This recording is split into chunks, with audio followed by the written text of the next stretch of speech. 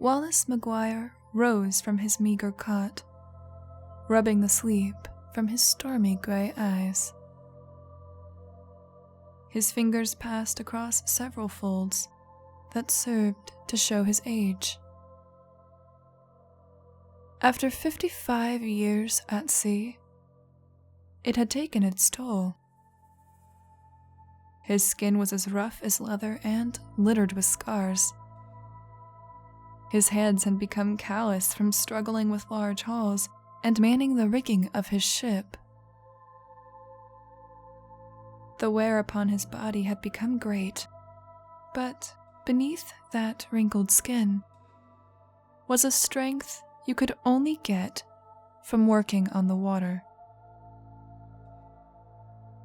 He rose, shakily, his bones crackling at the motion.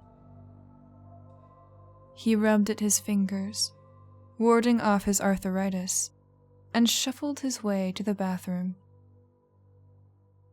A quick comb through his silver locks dressed them up a bit, before they were pressed in place by his hat. A quick flash of his teeth revealed that little muck had accumulated. A shrug signified he would postpone brushing them until evening.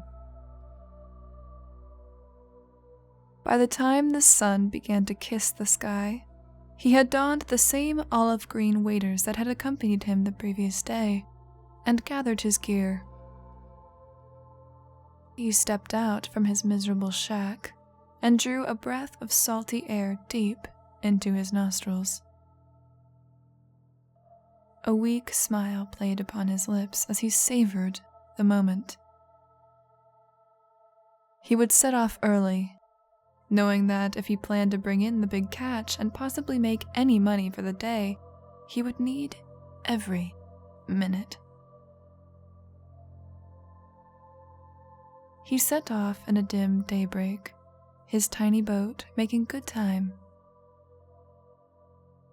The Bronwyn was little more than a skiff, but for a single-man crew, it was more than enough. Up until most recently, he had a younger partner to help him with his tasks, but the lack of success upon the water had sent him looking elsewhere for employment. So he prepared his lines and set his rigging on his own, placing his rod upon its cradle before setting off. His craft departed Perdido Key, the heading aiming south into the Gulf of Mexico. He set a course for his favorite spot and took a seat at the controls. He lazily laid his wrinkled wrist on top of it, letting the weight do the steering. He sang a shanty or two along his trip and spoke to the sea as an old friend, sharing with it a swig or two of bourbon. The drinking became more often as of late, far more than he would like to admit. A little over an hour later, the vessel crawled to a stop near a small reef about 12 miles out. Wallace made his way to the bow and waited for the wake to settle before taking his seat. He sat there, listening to the calming waters around him for a moment. His ears perked, as if waiting to be told a secret. When he felt he knew the answer, he would rise from his place and head for his homemade live well. It was little more than a cooler and a manual pump, with plastic tubing affixed. He filled the container with fresh seawater and returned to his mantle. It had not taken long to seize his live bait, his sabiki rigs doing their job. With a well full of herring, he took his reel. He knew it would be a long wait if he wanted the coveted yellowfin or marlin, but he was willing to put in the work. He had not brought in a decent catch in almost 3 months, his luck ever dwindling This never deterred Wallace from his task, though, and each morning he eagerly cast his line. So, just like the day before, he gave his reel a flick. After 4 hours of little action, he felt a rumble within his stomach, and by the angle of the sun he could tell that noon drew near, and figured it the best time to break for lunch. When he rose, his legs faltered slightly, and in the fumble his reel came free from his hands. A quickness his body had not experienced in ages came over him, rushing to save his tool. He knew that if it were lost, his day would be ruined. His fingers clasped the handle before it disappeared over the bow, sighing in his relief before returning it to the cradle. A chuckle erupted into the silence at his tiny victory, and he thought for a moment his luck had turned for the better. Such small bits of fortune were all that Wallace needed to carry on, and it showed by the grin on his face. He smiled through each bite of his sandwich and grew larger with every drink of his liquor. The world was his oyster, and something told him that today would be his day. Today, he would land his big catch. He finished his meal, still beaming with pride, and took a seat at the bow. But now the midday sun rested on him and the heat was unbearable. His vigor soon waned, and he felt the reminder of his age, the aching in his palms returning. Soon, his full belly and the gentle rocking of the waves caused his eyes to become heavy. They fluttered as he stared out into the open sea, until eventually he could hold them open no longer, and they slowly drifted shut. When he awakened, several hours later, his eyes caught sight of a line drawn taut, the rod pulling toward the water in resistance. He haphazardly stumbled to the bow and quickly grabbed hold of the handle, steadying it in his hands. He released the spool, the line flying from the cage and along the guides furiously. Whatever was at the end of his hook must have held some weight. He adjusted the drag, and his line fought back against the resistance. His knuckles turned white as he bore back slightly, the creature below not giving an inch. The sun was falling, but Wallace would not let his first big catch in so long get away. He fought with the beast for what seemed like hours, his body crying for him to rest. His hands ached, and though he had already strapped himself in at his chair, his back wailed in agony. All the while, his foe sloshed just deep enough that Wallace could not tell what he had landed just yet. Shadows alluded to something huge, but he would not be certain unless it broke the surface. By the time the sun had set, the old man was almost spent. It seemed every time he would draw back on the line, his catch would pull back more. At moments, it even felt as if the boat moved slightly, but Wallace shrugged that off, assuming it was only from his exhaustion. He cursed to the sky, down below, and every space in between. He spit, he sputtered, and sweat profusely, but none of this aided his mission. It only served to remind him of how tired he was, and how late the hour was. When he thought his luck could not be worse, clouds rolled in overhead. The sky grew darker and wind picked up, which signified rough water ahead. His boat began to slosh a bit, droplets sprinkling his clothes, both from above and below. He groaned against his constant fight with a fish he had yet to see, calling out to the heavens for aid. The rising wind howled, and his rod pulled down in a negative response. Then, as the rain became a torrent, Wallace heard a splash.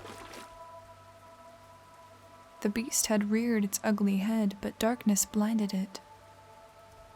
His eyes squinted into the night and begged to see his prize.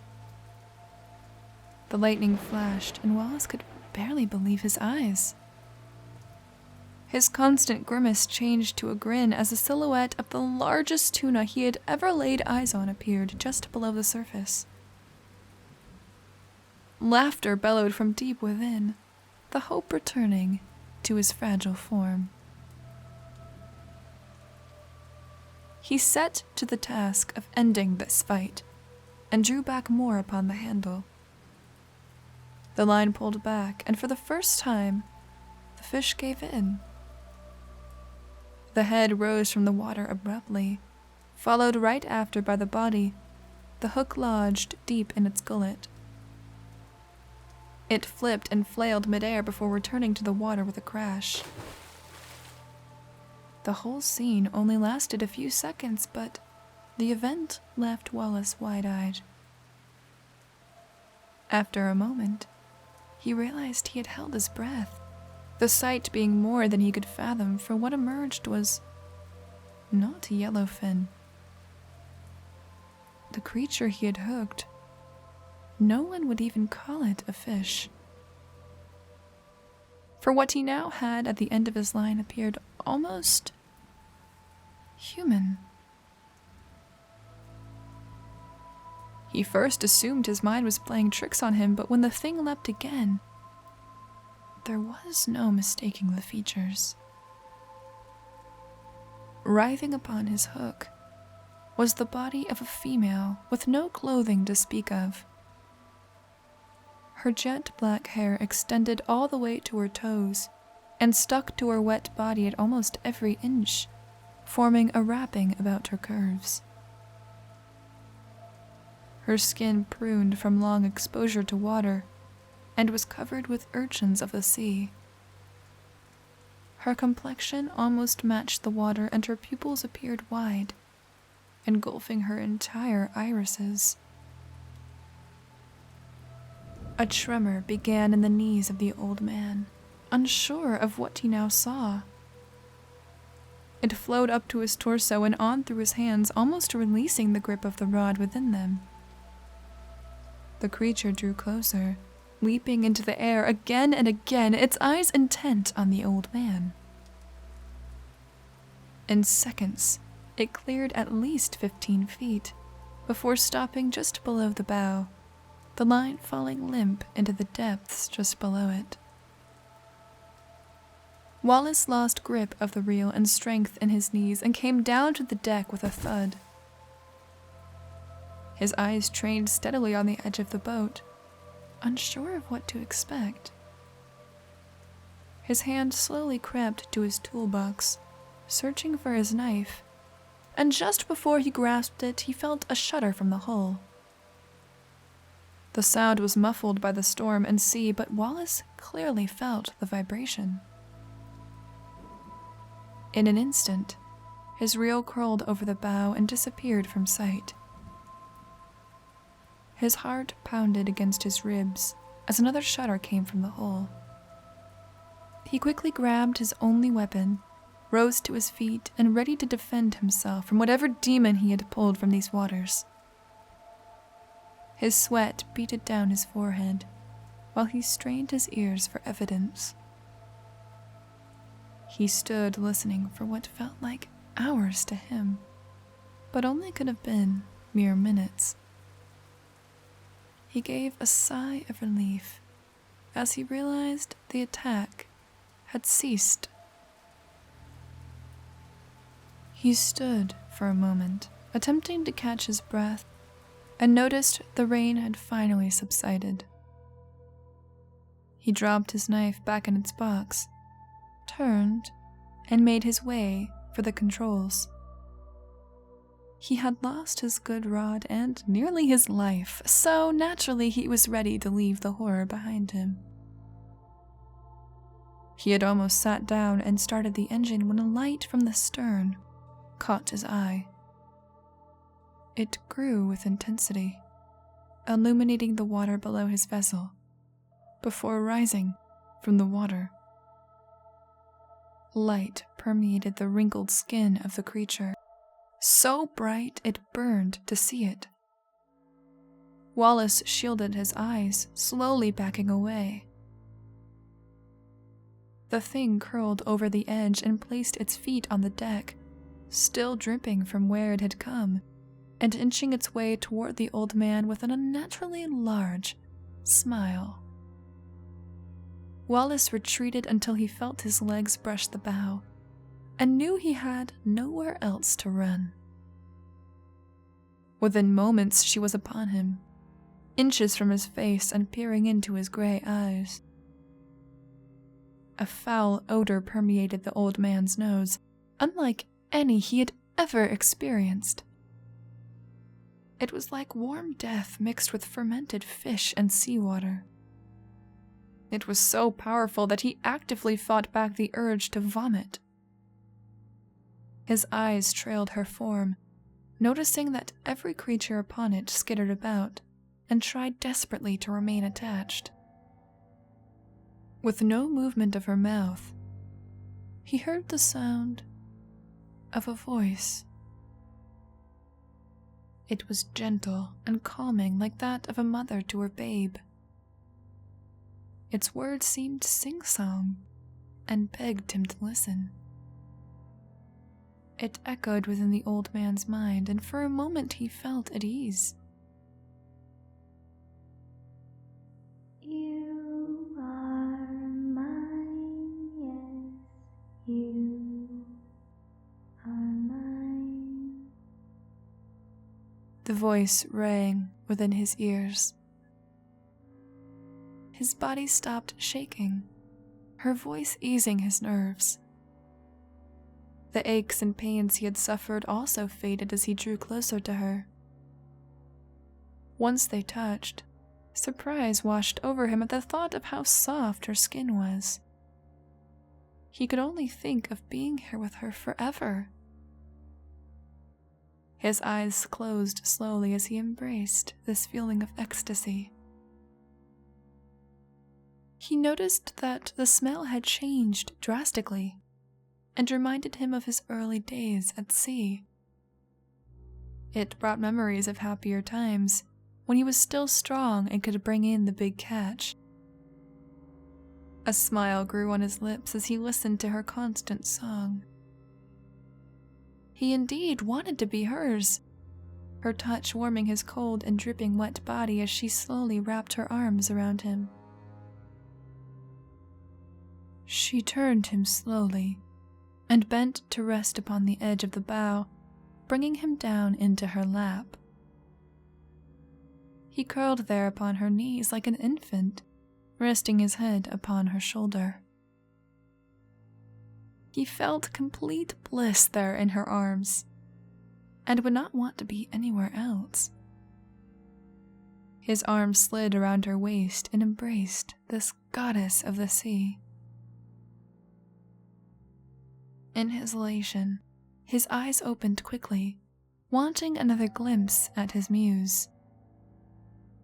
When his face met hers, his eyes jerked open wide. Her mouth was now open, lined with hundreds of teeth with all manner of parasites slipping through them. Her tongue was as dark as the sky, wriggled about like a worm, and appeared more as a tentacle. The sight broke his trance, and his euphoria was quickly replaced by fear. He struggled to break free, but it was no use. She had wrapped him tightly against her. The arms he had wanted around him had grown 3 times in size and constricted him like a boa. He wiggled and squirmed while begging and pleading against the tight grip of his captor. She simply continued her song, her mouth growing wider with eagerness in her eyes. You are mine, yes, you are mine. You are mine, yes, you are mine. Just like the water and everything in it. You are mine, yes, you are mine. The voice echoed again within Wallace's mind. He screamed out in pain as the arms drew tighter around him. He began to feel lightheaded, the lack of oxygen becoming more than he could fight. His eyes darted from side to side, hoping to find some means of escape, but all of his tools and his knife had been left at the other side of the live well. The song continued to permeate every thought, and he tried his best to ignore it. He knew if she were able to subdue him again, he might never be free. Then from the clouds came a flash of light, the bolt firing toward the water below.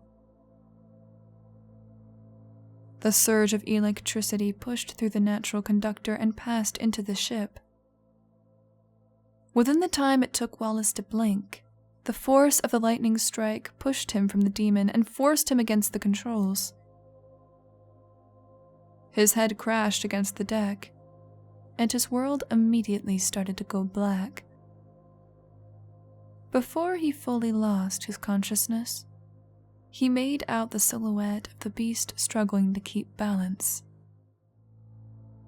But the sea was too powerful, and the thing fell overboard, letting out a deafening shriek before colliding with the tide and falling back into the depths from whence she came. Then, the darkness took him in her embrace, and he knew no more. Wallace awoke to the blinding daylight and 3 members of the Coast Guard hovering over him. It appeared as if they were trying to ask him something, but Wallace could not make out their words. In fact, he couldn't seem to hear anything. The horrible realization washed over him. The strike of the lightning robbed him of his hearing. Forever. But at the same moment, he felt relief. He was still alive, and the loss of hearing seemed like a little price to pay for that. When he returned home, he immediately poured every drop of liquor down the drain. He sold the brand one to his young neighbor, Santiago, and used the money to leave the country to pursue what life he had left. But he knew that he would never again return to the sea.